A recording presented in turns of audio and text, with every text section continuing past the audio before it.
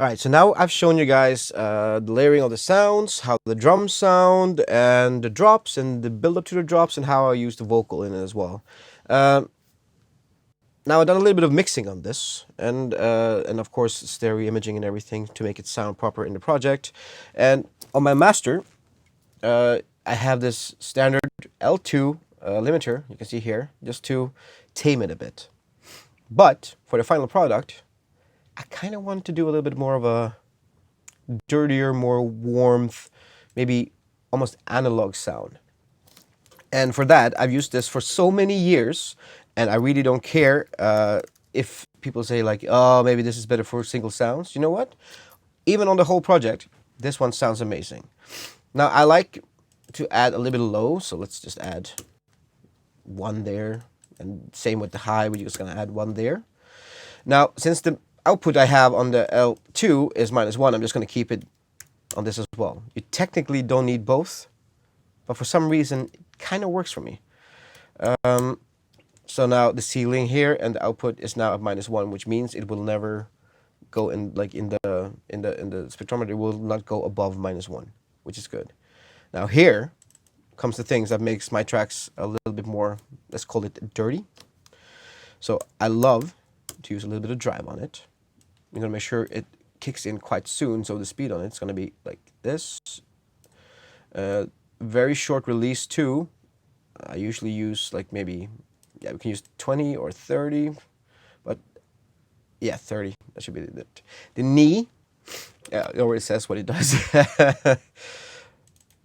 I usually have it at around 8.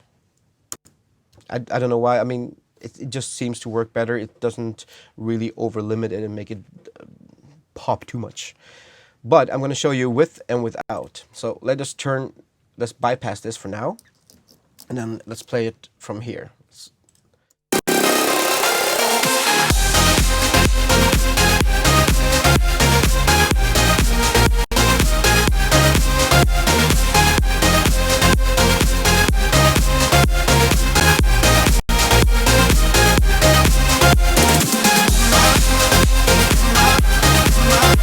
It sounds warmer, it sounds louder and fatter, when it's technically I've taken it a little bit down. But because of the drive, especially the drive, and the fastness of it, it comes in fast, so it gives a little bit of an extra click, and then it goes, boom, quite fast up. And the vintage warmer it's almost like sometimes analog sounding without having that old analog white noise, kind of distorted whiteness in the background. It's just clean digital, but it still gives the warmth that I want. But make sure you don't use too much of any one of these. Like if you use something else as well that has a drive and an overdrive and stuff, don't use too much because it will end up just distorting your whole project. And sometimes you want it clean, but you also want it a little bit fatter. So keep it a little bit subtle and try to tame yourself a little bit. But in the end, when I export this, I want to make sure that it sounds the best that it can. And if you've done the mixing right and you've done enough of the leveling and everything to the point where you want it, add some of this. Try to use your ears. In the end, that is your greatest tool, your own ears. So if you feel, okay, I need a little bit more of an edge or maybe a little bit more low, whatever, use something, try to find it out, then you export it. I usually go afterwards and master my tracks separately. But having a very good mix down and having the fatness already when you send it out as a project is kind of important to me. So you only basically go for coloring for the last part. So now we've gotten quite a big sneak peek into my finished product and how I usually work.